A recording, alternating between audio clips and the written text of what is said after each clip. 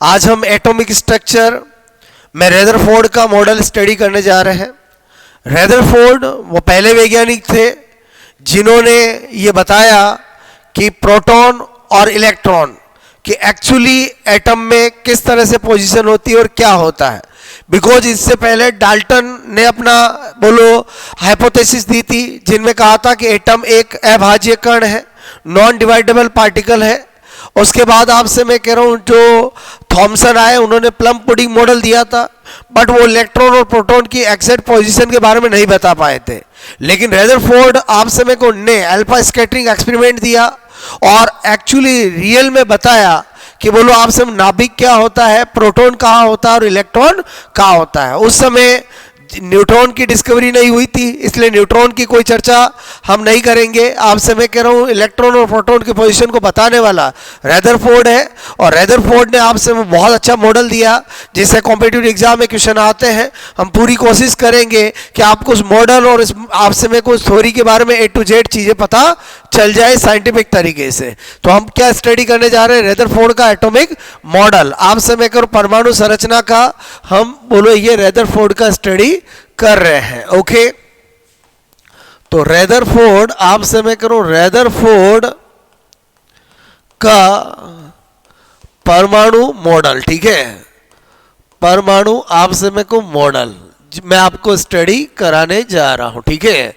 तो सबसे पहले तो आपको पता होना चाहिए कि रदरफोर्ड ने अल्फा परकिनन आपसे मैं कहूं प्रयोग, अल्फा स्कैटरिंग एक्सपेरिमेंट, ठीक है, मैंने कहा अल्फा स्कैटरिंग एक्सपेरिमेंट, ठीक है, द्वारा अपना आपसे मैं को मॉडल दिया, ठीक है।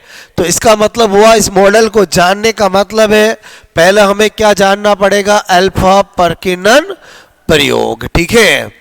तो आपसे मैं कह रहा हूं रदरफोर्ड ने अल्फा परकिनन प्रयोग में क्या किया, एक बॉक्स लिया जिसमें रेडियो एक्टिव तत्व रेडियम लिया, यहां पर स्लिट रखी, यहां पर ये गोल्ड फॉयल ली और यहां पर एक स्क्रीन, ठीक है। तो मेरे कहने का मतलब है ये बॉक्स है, इसमें ये रेडियम है, मतलब रेडियो मैंने कहा एक्टिव, रेडियो एक्टिव आइसोटॉप्स, ठीक है। ये स्लिट है, ये आपसे मेरे को गोल्ड फॉयल है, गोल्ड फॉयल है, 100 नैनोमीटर इसकी थिकनेस, आपसे मेरे को बहुत पतली सी ली, मोटाई वाली। और ये स्क्रीन है, आपसे मेरे को पर्दा, ठीक है, जिंक्स पर करता जिंक सल्फाइड की पॉलिश क्या थी इस पर आपसे मैं करूँ जिंक सल्फाइड की पॉलिश की, ताकि कोई चीज इस पे गिरे टकराए तो चमके। ये क्या था जिंक सल्फाइड आपसे मैं कहूँ की पॉलिश, ठीक है। क्या देखा रदरफोर्ड ने कि जब आपसे मैं कहूँ रेडियो एक्टिव जो आपका आइसोटोप है उससे अल्फा पार्टिकल निकलता है, क्या निकलता है, अल्फा कण। और आप जानते हो अल्फा कण हीलियम नाभिक के बराबर होता है। या आपसे मैं करूँ उसी को हम ऐसा लिख सकते हैं कि आपसे मैं कह रहा हूं ओके धनावेशित कण ये पार्टिकल होता है। जब आपसे मैं करूँ ये स्लिट से इस गोल्ड फॉइल पे आपसे मैं को आता है तो क्या देखा इन्होंने कि अधिकांश अल्फा पार्टिकल बिना डिफ्लेक्टेड हुए ही सीधे गुजर जाते हैं। आपसे मैं को थोड़े अल्फा पार्टिकल आपसे कुछ कोण पे विक्षेपित होते हैं और कम अल्फा पार्टिकल 90 डिग्री पे विक्षेपित होते हैं और बहुत कम होते हैं जो 180 पे विक्षेपित होते हैं। आपसे मेरे को ये इनका एक एक्सपेरिमेंट का मैंने आपको रूपरेखा बनाई है जिनमें इनका कहना था कि लगभग आपसे में 2000 अल्फा कणों में से एक आपसे मेरे को अल्फा कण 90 डिग्री पर आपसे मेरे को विक्षेपित होता है और इनका कहना था लगभग 20,000 अल्फा कणों आपसे मैं कह रहा हूं उससे एक अल्फा कण 180 डिग्री पर आपसे मेरे को विक्षेपित होता है। दिमाग में आता है कि इन डाटा से एक बात तो पता चलती है कि बहुत कम अल्फा कण होते हैं जो आपसे में वापस 180 डिग्री पर विक्षेपित होते हैं। तो आपसे में को यहाँ पर क्यों डिफ्लेक्शन हुआ, उसी को उन्होंने अपना रिजल्ट में बताया, जिसको हम कहते हैं आपसे में को रिजल्ट्स। ठीक है, आपसे मैं कह रहा हूं ऑफ रदरफोर्ड आपसे में को एक्सपेरिमेंट। ठीक है, पहला रिजल्ट क्या था, किसी भी एटम का अधिकांश भाग मैक्सिमम पार्ट खाली एम्प्टी होता है। आपसे में को परमाणु बोलो का अधिकांश भाग, आपसे में को अधिकांश भाग बोलो, मैंने कहा अधिकांश भाग खाली आपसे मैं कह रहा हूं होता है। ठीक है, होता है। तो इन्होंने कहा कोई भी एटम होता है उसका अधिकांश भाग क्या होता है, खाली होता है। फिर इन्होंने कहा कि बोलो आपसे मैं करूं, अगर अधिकांश अल्फा कण बिना विक्षेपित हुए बोलो आपसे इस तरह से गुजर जाते हैं, लेकिन कुछ अल्फा कण विक्षेपित होते हैं, तो इनका कहने का था कि अल्फा कण एक धनावेशित कण है, तो आपसे में को वो विक्षेपित हो रहा है, इसका मतलब डेफिनेटली यहाँ सेंटर के अंदर बोलो आपसे में धनावेशित कणों का बोलो कोई ना कोई समूह जरूर है। तो आप सब जिसके कारण जब अल्फा कण यहाँ से बोलो इसके पास से आते हैं तो रिपल्सन आपसे में होता है और विक्षेपित होते हैं। क्लियर। तो आपसे में को इन्होंने कहा कि यहाँ पर डेफिनेटली बोलो धनावेशित भाग है, जिसको इन्होंने न्यूक्लियस नाभिक नाम दिया, और उस समय प्रोटॉन और इलेक्ट्रॉन ही डिस्कवर्ड थे, तो इन्होंने कहा प्रोटॉन धनावेशित पार्टिकल होता है, फंडामेंटल पार्टिकल होता है एटम का, तो वो डेफिनेटली इसी न्यूक्लियस में होता है। क्लियर। तो आपसे मैं कहूँ यहाँ पर इस तरह से इन्होंने बताया कि बोलो किसी भी परमाणु का अधिकांश भाग क्या होता है, खाली होता है। नंबर 2 इन्होंने कहा कि बोलो परमाणु आपसे मैं कह रहा हूं कि केंद्र में बोलो छोटा सा आपसे मैं कहूं भाग, ठीक है, जिसमें बोलो आपसे प्रोटॉन, ठीक है, उपस्थित होते हैं, आपसे मैं उसे नाभिक, ठीक है, नाभिक आपसे मैं कह रहा हूं उसे क्या कहा, बोलो नाभिक, बोलो न्यूक्लियस आपसे मैं कह रहा हूं कहते हैं। इसका मतलब हुआ एक एटम के अंदर नाभिक के खोजकर्ता कौन है, बोलो रदरफोर्ड है। बात समझ में आए। ओके। यहां पर आप ध्यान रखना, साइंस के अंदर अगर आपको पूछा जाए सेल में बोलो न्यूक्लियस आपसे मैं कह रहा हूं के खोजकर्ता कभी भी पूछे तो रॉबर्ट ब्राउन है। कौन है, बोलो आपसे मैं कहूं रॉबर्ट, बोलो मैंने कहा रॉबर्ट, ठीक है, ब्राउन। ओके। लेकिन अगर आपको पूछे आपसे मैं कहूं एटम, ठीक है, मैं अगर आपको न्यूक्लियस आपसे मैं कह रहा हूं के खोजकर्ता पूछे तो उसका कौन है, बोलो रदरफोर्ड है। आई होप आपको मेरी बात समझ में आई होगी। कंपैरिजन हमेशा करना चाहिए, जहां भी आपको लगता है बोलो आपसे वहां पर। क्लियर।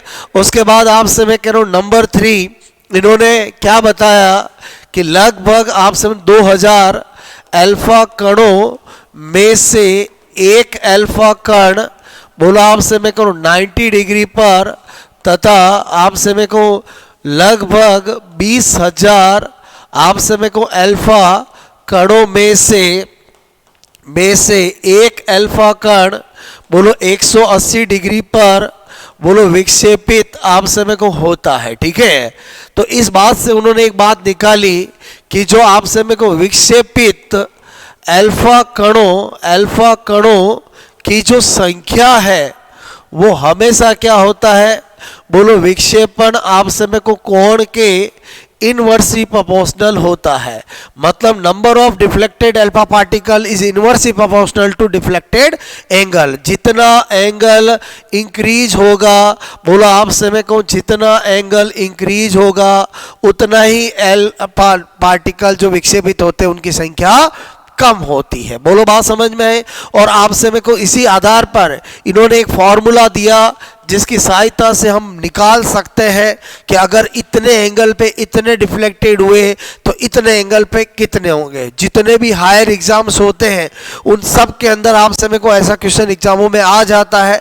तो आपसे वो फॉर्मूला कौन सा था, तो मैंने कहा यहाँ पर बोलो विक्षेपित आपसे मैं कह रहा हूँ अल्फा कणों, ठीक है, की संख्या आपसे मेरे को ज्ञात करने बोलो का सूत्र, ठीक है। ये जो मैं फॉर्मूला बता रहा हूं वो जनरली बुक्स में नहीं होता है, बट बहुत ज्यादा इंपॉर्टेंट है कॉम्पिटिटिव पॉइंट ऑफ व्यू से।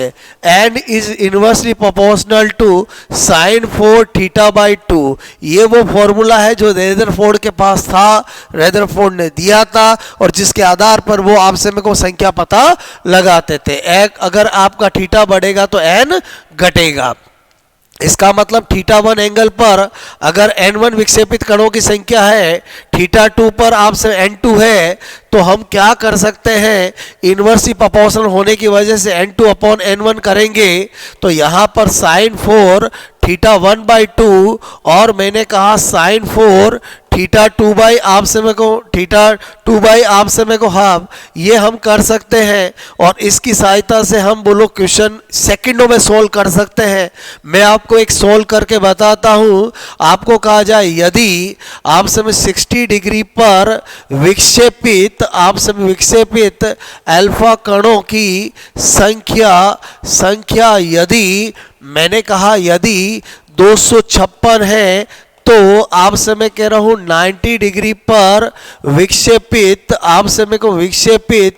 अल्फा कणों की संख्या होगी। ऐसा कभी भी क्वेश्चन आए, एक सैंपल बता रहा हूं, दो एंगल एक विक्षेपित संख्या देंगे, दूसरा पूछेंगे, तो आपको पता होना चाहिए यहाँ पर गिवन क्या है। बोलो n1 आपको कितना गिवन, आपसे मेरे को थीटा 1 कितना है, बोलो 60, और मैंने कहा n1 कितना है 256, थीटा 2 कितना है 90, और n2 अपने को पता लगाना है। क्लियर। अभी मैंने बताया था n2 अपॉन n1, और मैंने कहा था साइन 1/2। बोलो आपसे मैं कह रहा हूं यहाँ पर बोलो साइन आपसे मेरे को 2/2। क्लियर।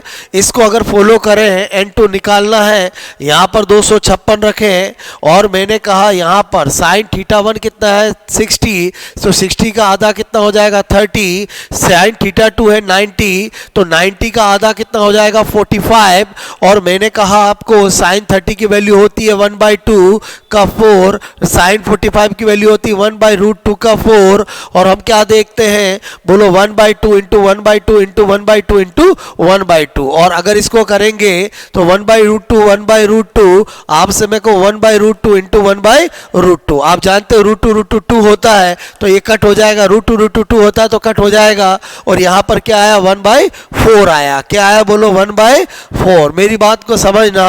आपसे मैं कह रहा हूँ हमें क्या पता चला कि जब n2 और 256, आपसे मैं कह रहा हूँ 256 इज इक्वल टू 1/, आपसे मैं कह रहा हूँ क्या आया बोलो 4, आपसे मैं को क्या करेंगे, बोलो आपसे में 1/4 आया है। ठीक है, तो इसका मतलब हुआ यहां पर अगर मुझे अतः जब n2 निकालना होगा तो मैं क्या करूंगा 256 बोलो आपसे डिवाइड बाय 4 करूंगा, तो आपको पता है यहां पर आपसे मैं कह रहा हूं, मैंने कहा ठीक है, आपसे मैं करो 8 का तो हो जाएगा 24, और यहाँ पर आपसे मैं कह रहा हूँ, मैंने कहा 256 में 4 से डिवाइड करेंगे तो आपसे मैं कह रहा हूँ कितनी बार जाएगा बोलो। ओके, यहाँ पर आपसे मैं कह रहा हूँ बोलो 24 और 4 चौक 16, 64 आंसर हो जाएगा। तो आपको 4 ऑप्शन होंगे, वो आप आराम से कर सकते हो। इस क्वेश्चन से आपको क्या सीखने को मिला, ये वाली चीज जो बहुत कम स्टूडेंट को पता होती है,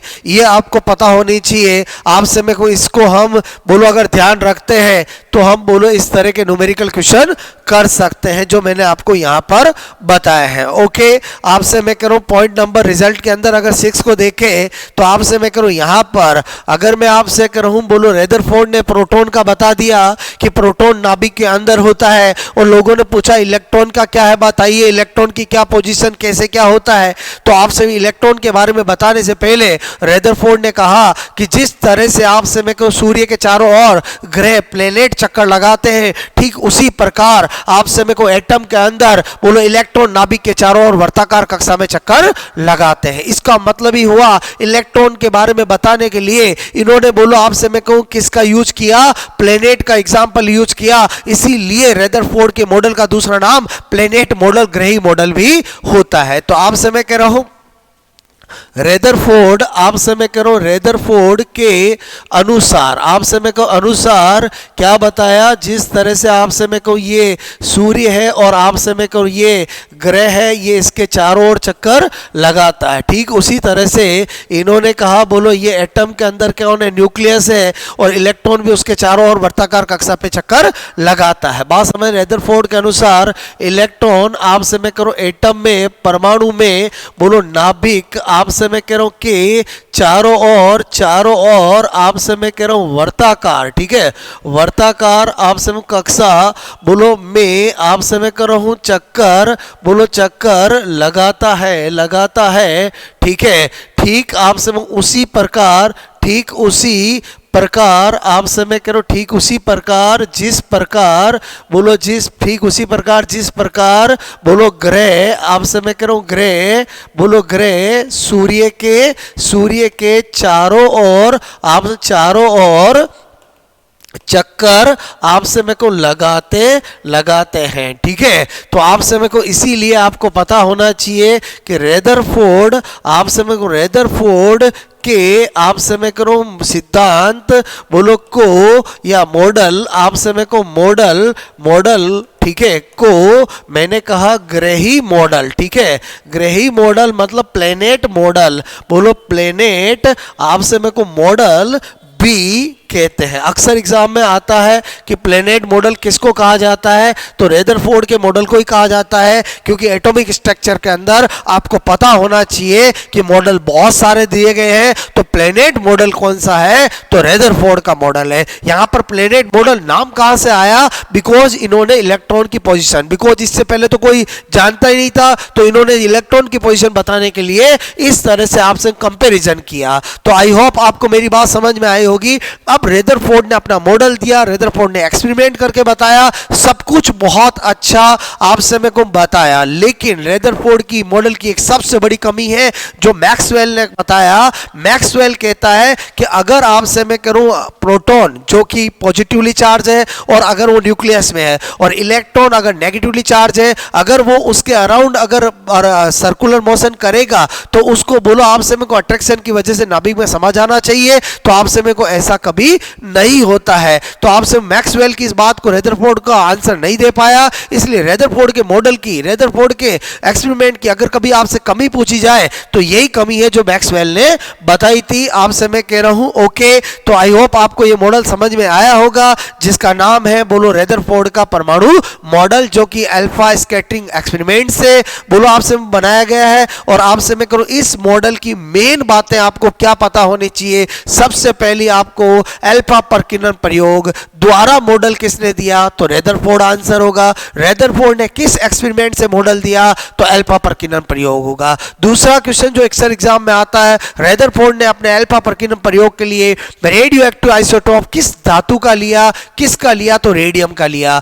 तीसरा, रेडियम से बोलो कौन सी किरणें निकलती है जिसको अल्फा, तो अल्फा किरणें आपको ध्यान रखनी है रेदरफोर्ड के प्रयोग में। उसके बाद किस धातु की पन्नी ली, बोलो आपसे गोल्ड फॉयल ली थी जिसकी थिकनेस 100 नैनोमीटर, ये भी पूछा जाता है। पर्दे पर किसकी पॉलिश की थी, जिंक सल्फाइड की थी। क्लियर। और आपसे मैंने आपको बताया कि जैसे जैसे विक्षेपण कोण बढ़ता है वैसे वैसे विक्षेपित अल्फा कणों की संख्या कम होती है। उसको बताने के लिए एक फॉर्मूला मैंने आपको बताया, और वो फॉर्मूला इतना इंपॉर्टेंट है क्योंकि उस फॉर्मूले का यूज करके कभी भी एग्जाम में पूछा जाए इतने अल्फा पार्टिकल इतने एंगल पे विक्षेपित होते हैं तो इतने एंगल पे कितने विक्षेपित होंगे, तो वही फॉर्मूला जो रेदरफोर्ड ने बताया है उससे आप निकाल सकते हैं।